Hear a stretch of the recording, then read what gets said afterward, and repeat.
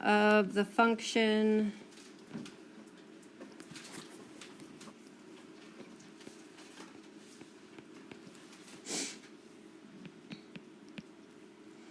f from x equals a to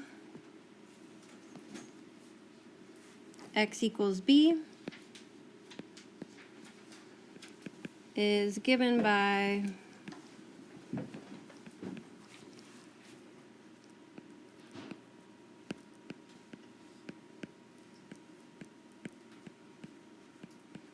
I abbreviated a little there.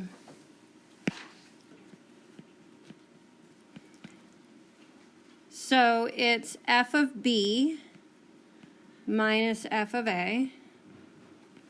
So that is the change in the outputs. So this is change in output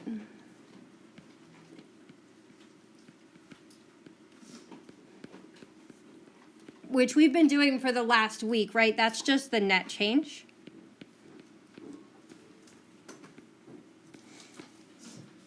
And then to get the average rate of change, we're going to divide that by the change in our input.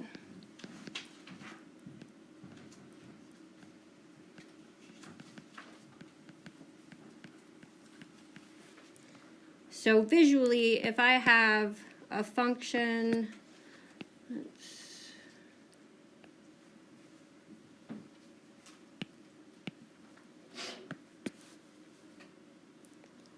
that maybe looks like this.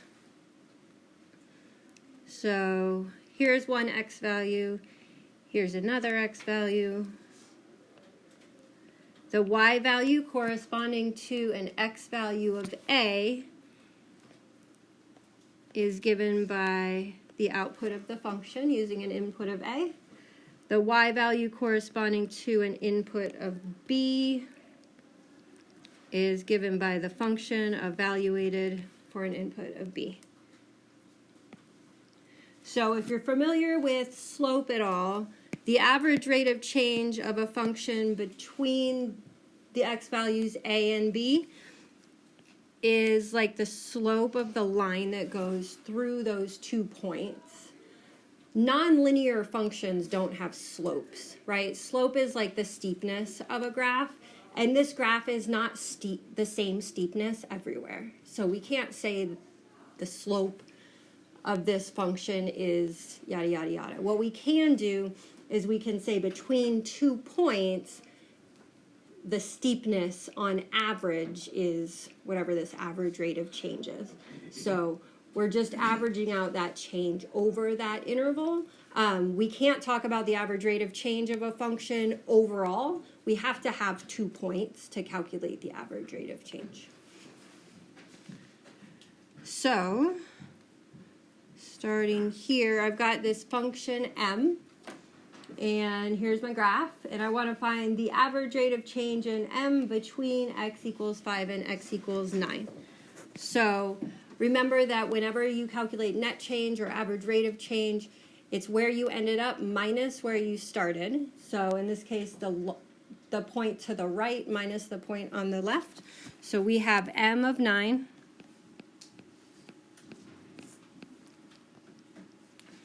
minus m of 5 divided by 9 minus 5. So m of 9 is the y value associated with an x value of 9. That's this point right here. So that's about 170.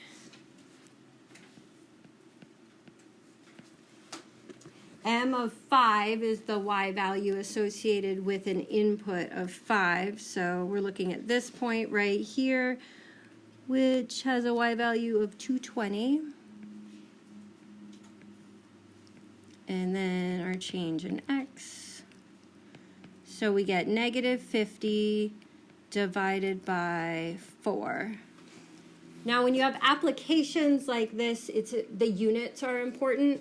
So before actually calculating the average rate of change, I'm going to fill in the units for both the input and the output, and that's going to tell me the units on my average rate of change.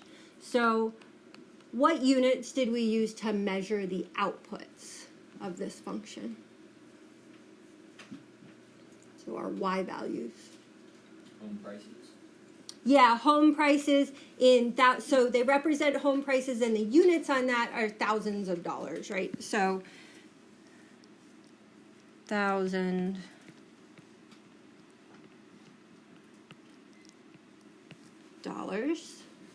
And then what units did we use to measure our inputs? Years. Years, good. So years. In words, division is represented by the word per. So if I say miles per hour, that's saying you get speed by dividing the number of miles traveled by the number of hours traveled. So this division right here gives me the word per. So I'm going to do -50 divided by 4, average rate of change. When it concerns an application, we'll always use decimals to represent. So this is -12.5. And then my units are just the units on top per the units on the bottom. So $1,000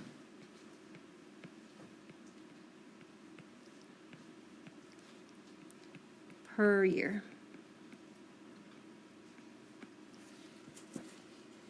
So what we just did is we took all the change that is going on in the function over those 4 years, and we just averaged that change out.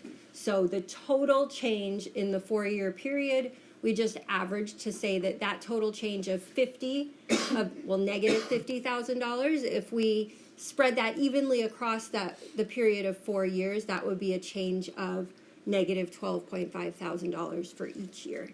So that's what we're doing with average rate of change. We sort of lose a bit of information about our function when we talk about average rate of change, right? Because if you look at the graph itself, we see that like we actually increased in home prices for a year and then decreased pretty steep.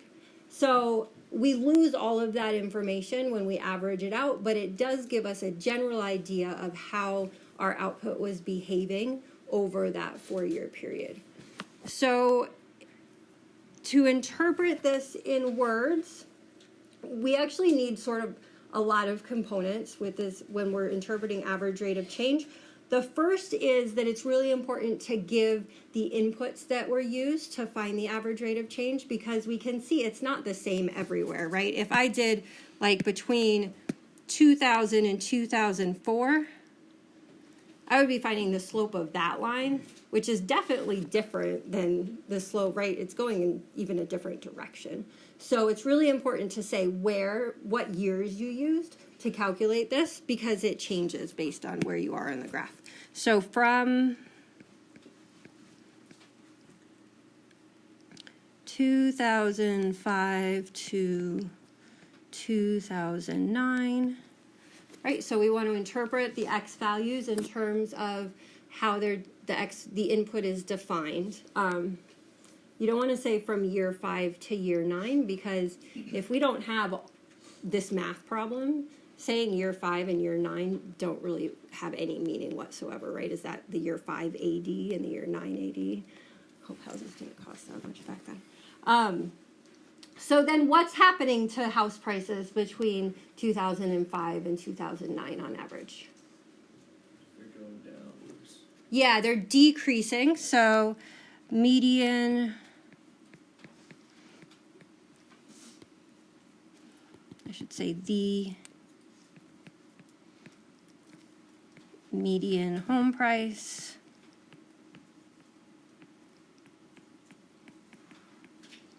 decreased.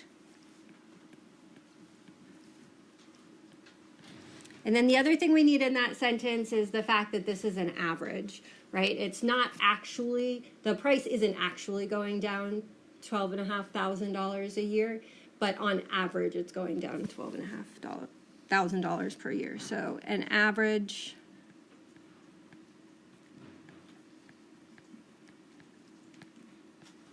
of 12,500, or you could write 12.5 thousand and do 1,000 in words. Either one is fine.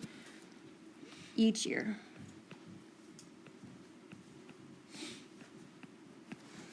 So this one sentence contains a lot of information. It's really important that you include the points that were used to find the average rate of change, so where on the graph we are. And then direction always has to be a part of it. Notice that the $12,500 isn't negative here. We use the word decrease to indicate that it's going down. So that's how we interpret the negative sign. Because like if you go shopping, you don't come home and be like, I made negative $30 today, right? When I bought a shirt, like nobody talks that way. We say we spent, or my account balance decreased by $30. So that decrease interprets or increase, depending on the problem, interprets the sign. And then make sure that you have that on average, because home prices are not, if we didn't have the average there, that would be saying that home prices in 2006 were exactly $12,500 less than home prices in 2005, which we see from the graph isn't actually the case, right? The graph itself doesn't follow that trend. And then be sure that you have some indication in that sentence that this is like per year or per 1 unit increase in your input, whatever your input happens to be. It's kind of handy when your input is years, because you can just say per year each year. Any questions on that and what needs to be in that interpretation? That makes sense? All those pieces? Okay, so let's do, why don't you guys give this one a try? So find the average speed. So speed is just another word for rate of change when your output is distance and your input is time. So it's just a specific rate of change. So this, when we say find the average speed, that's the same as saying find the average rate of change.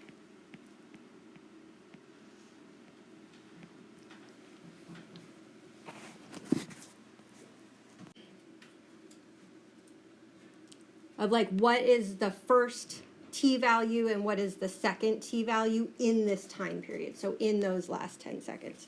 So we are finding the average rate of change between t equals 35 and t equals 45.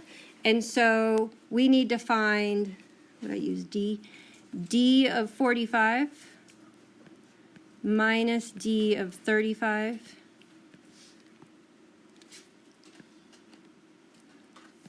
over 45 minus 35. And I promise I wouldn't tell you over and over to write that expression if I didn't really want you to write it, and if I wasn't going to grade you on whether or not you wrote it.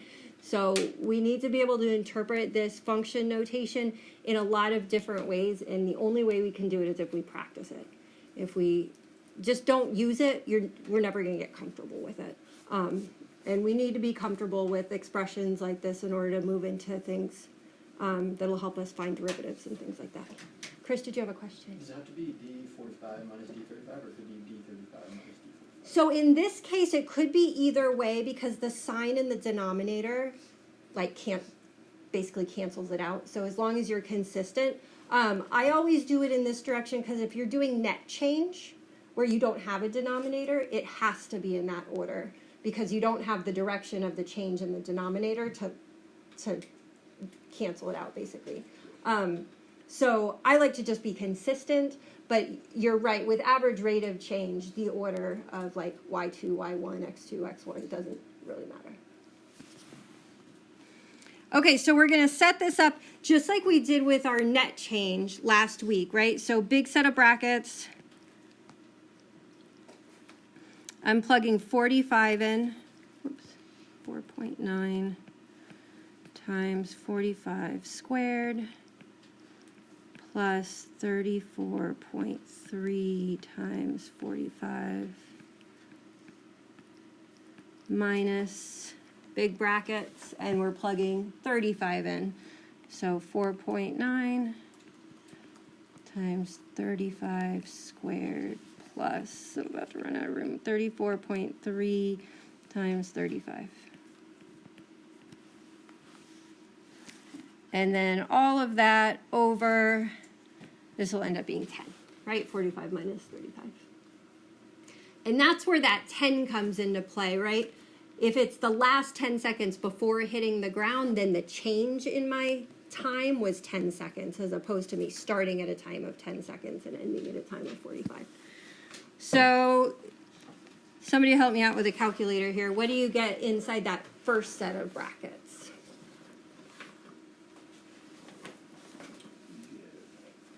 About 1764.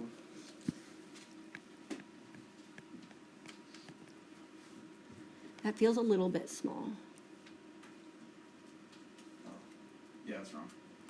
I think it's around I didn't plug 11,000. in the square. Oh, gotcha. Yep, that's the most common mistake with these. If you get a number that's too small, it's probably because you forgot to square that first. Is it 11,000? Yeah, it's around 11,000. 466. 466. And then what do we get in that second set of brackets? 7,203. 203 over 10. So we have like 3624. So 4,263. Might want to double check me on that. And so when we divide, we get 426.3. And then for our units, well, we're measuring our distance in meters. We're measuring our time in seconds. So my units are going to be meters per second.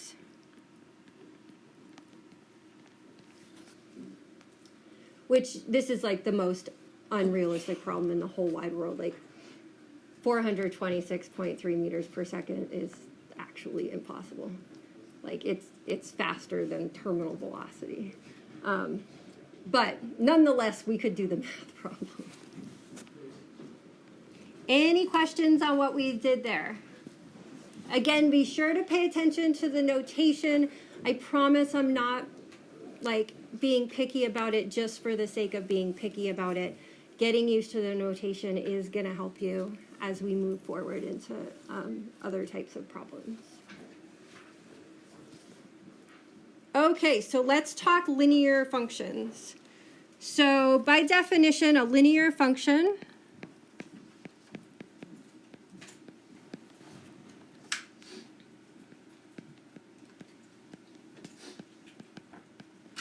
is a function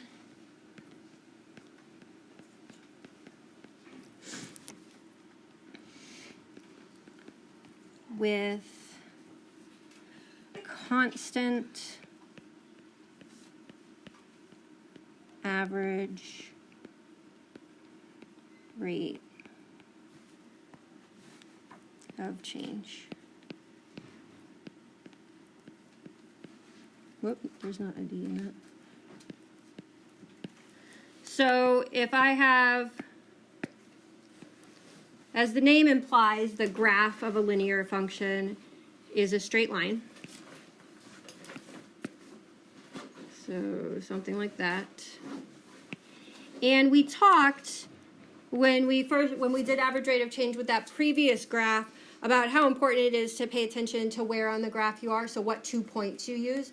Because on this graph, the points that I choose to use to calculate the average rate of change affect what answer I get for the average rate of change, right? So when we say that a function has a constant average rate of change, that just means that no matter which 2 points I use on the graph to calculate my average rate of change, I'm going to get the same answer.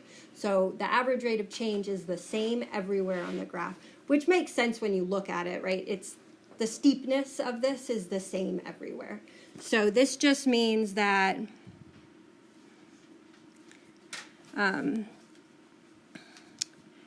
it's the same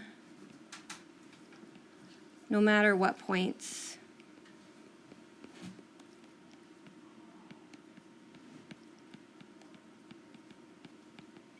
are used to calculate it.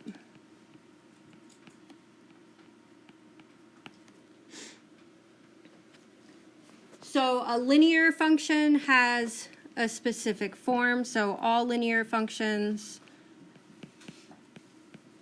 oops,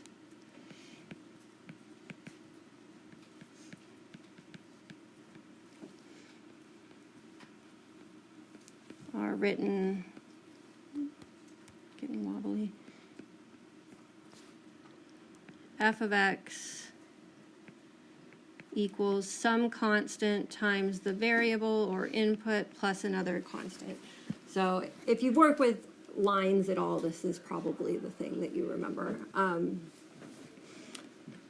This is what we call slope-intercept form. So this is the same as y equals, excuse me, y equals mx plus b. We're just putting that in function notation. And so there are other forms. If you're using x and y, there's other ways you can write the equation of a line. However, if we're in function notation, our output has to be alone on the left side, and so this is the only way to write it in function notation. So we have these two constants, m and b. M represents what we call the slope, which is the same as the average rate of change.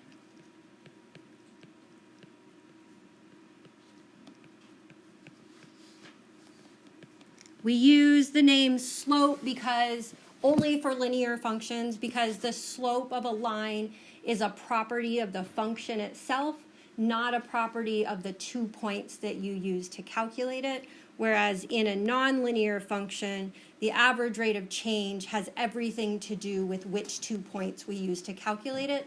So we can't say it's a property of the function itself. We can't say the slope of this function is whatever, because it's different everywhere. Whereas with a line, since the average rate of change is the same everywhere, we can talk about the slope as a property of that function, regardless of where on the line we are. And so we only use the word slope when we're referring to linear functions. And then b is our initial value.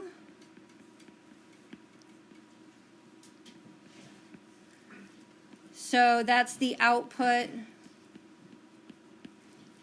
corresponding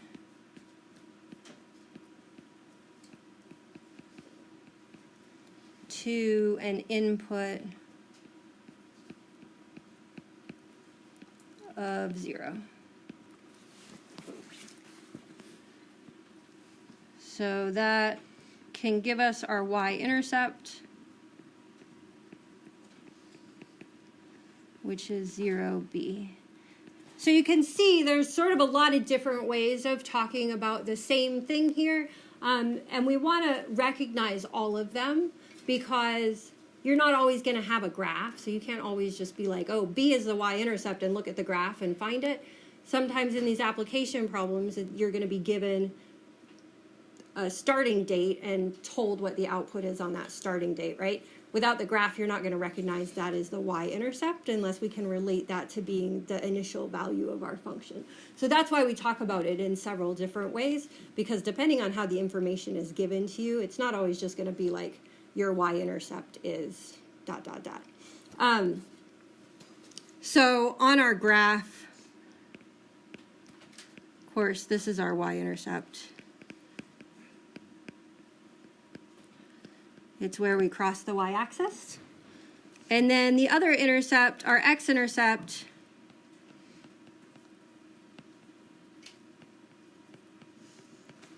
is where we cross the x-axis. And to find those, and this is true of any function, whether it's a line or nonlinear, to find the x and y intercept is the same process because those 2 points have nothing to do with the shape of the graph. They have to do with where on the graph they are, right? So my function could go like this, and how I find the x and y intercept doesn't change because they're just those 2 specific points. So what can you tell me about the ordered pair at the y-intercept? What's always true?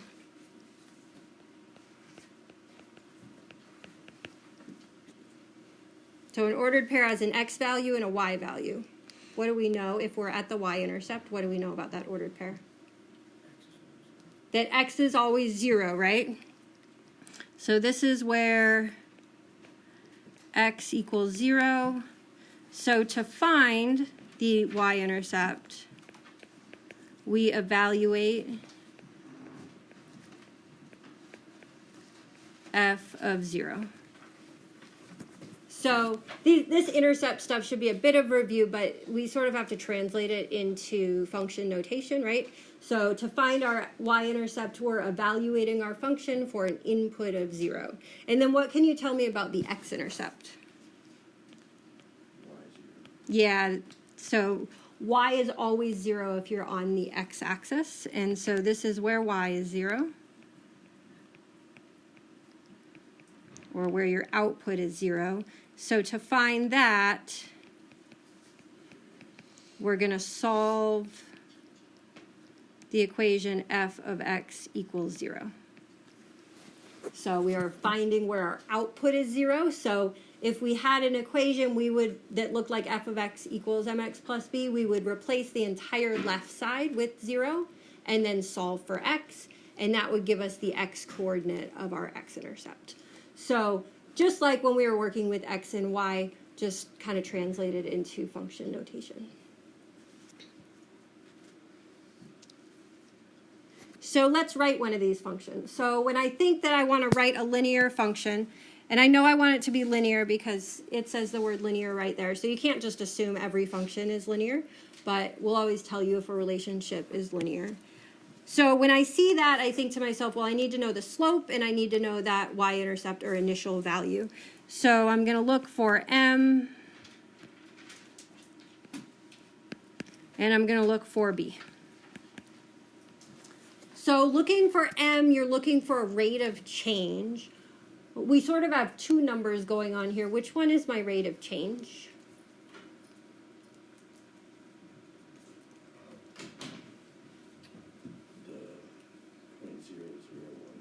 Yeah, so that 0.0018 is telling me how my boiling point is changing as my elevation changes. And that's what you're always looking for when you look for rate of change, is you're looking for the information about how your output is changing. It doesn't correspond to any specific input, just to a change in your input. So 0.0018 degrees Fahrenheit per foot. And then what is my initial value?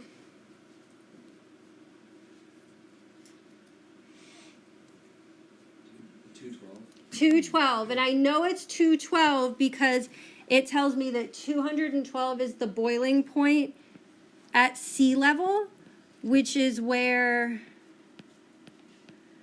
the elevation is 0. So if I was given several different boiling points, I would know that this one was my initial value because it corresponds to an input of 0. Yes, Adam?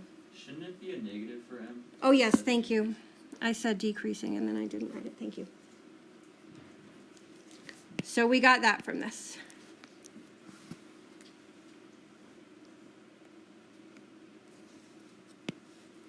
So at an elevation of 0, my temperature is 212, so that tells me that B, my initial value, is 212. So now we just have to write the function. The name of the function is B. The input of the function is x. And so I have my slope times x plus my initial value. So there's not a whole lot to do as far as calculations and things on problems like this. You just want to think through what each component is. So far, so good? Okay. So that should finish up that sheet of notes. Now we're just going to talk a little bit more about interpreting. So we just took some information about a situation and used it to write a function. Now we're going to start with the function and interpret those same values in terms of the situation. So let's look at the speed of sound.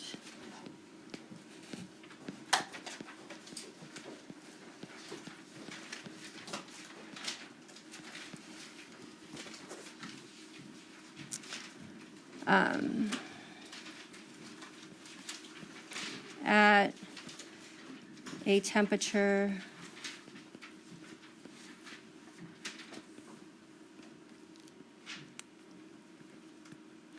of T degrees Celsius, it's an S, yes,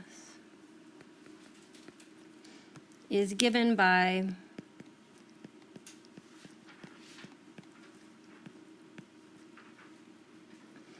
S of T equals 331 plus 0.6 T. So I did not actually know this until I read it in a math book, but the speed of sound actually varies with the temperature in the air. So the speed at which the sound waves moves through the air changes based on temperature. So apparently it changes according to that function. So what we want to figure out here is what each of those numbers means in terms of the situation. So write a sentence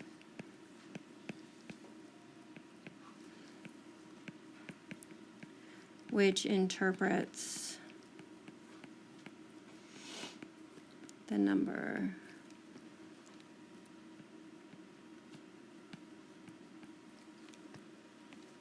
we'll start with 331 in this context.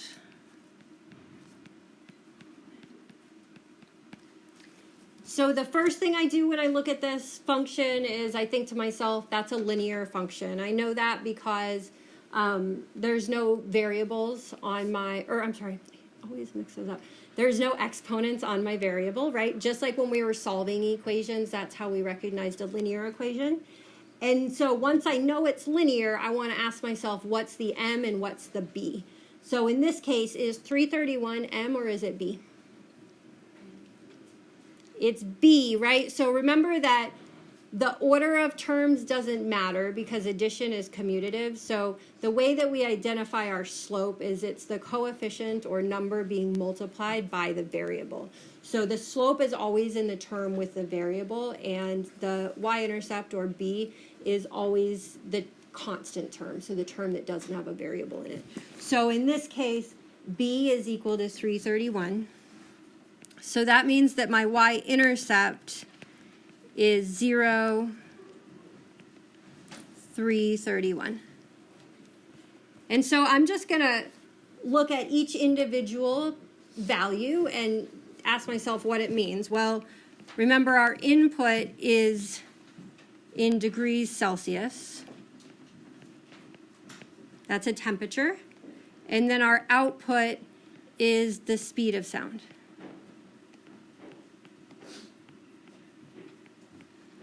In, what is it, meters per second?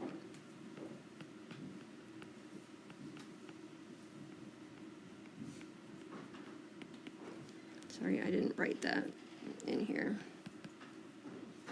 It's written on mine.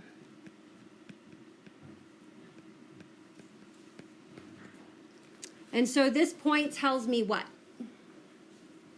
What can you say about the number 331? 0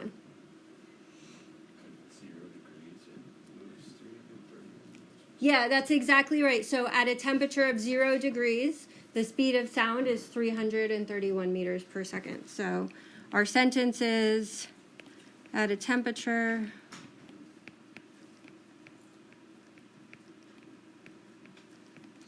of 0 degrees Celsius, the speed of sound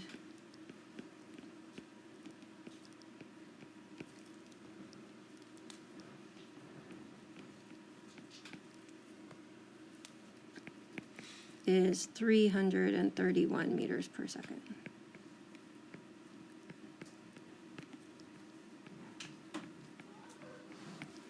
So one thing to note about this sentence is it includes information about both the input and the output, right? So we don't want to just say the speed of sound is 331 meters per second because that's not always true, right? It's only true at a temperature of 0 degrees Celsius. So we have to relate those two in our sentence. So always make sure that these interpretations include information about both the input and the corresponding output. And then let's do the other one. So let's write a sentence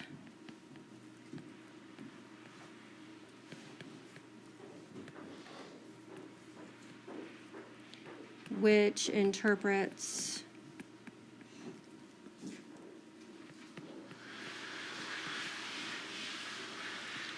what is it, 0.6, so 0.6 in this context.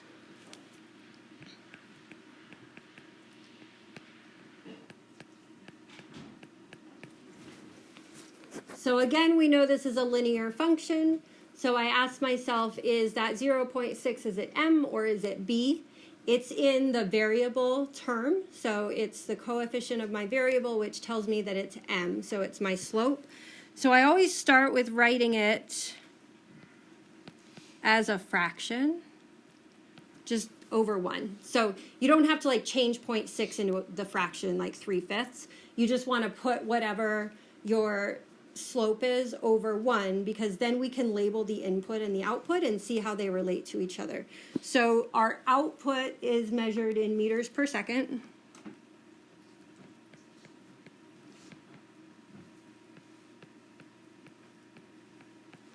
And our input is measured in degrees Celsius. So what can we say about how our speed of sound is changing based on this?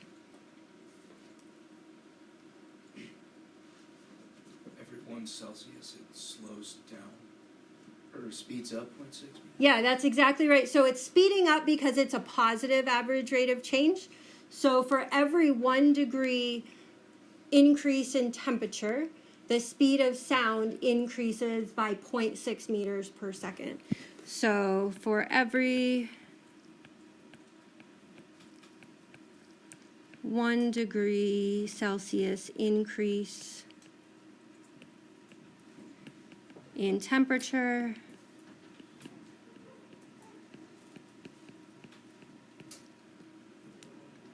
the speed of sound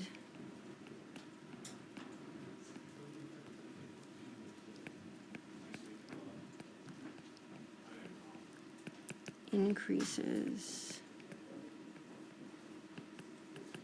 by 0.6 meters per second.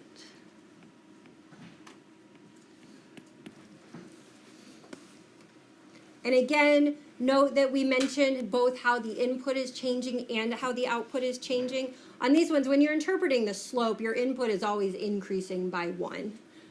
That's always just going to be over 1, so you just add units to that, and then explain the resulting change in your output. But be sure you mention both, because if we just say the speed of sound increased by 0.6 meters per second, like that could be over like a change of 10 degrees in temperature for all we know, right? We need to be specific about what that corresponds to in terms of our input.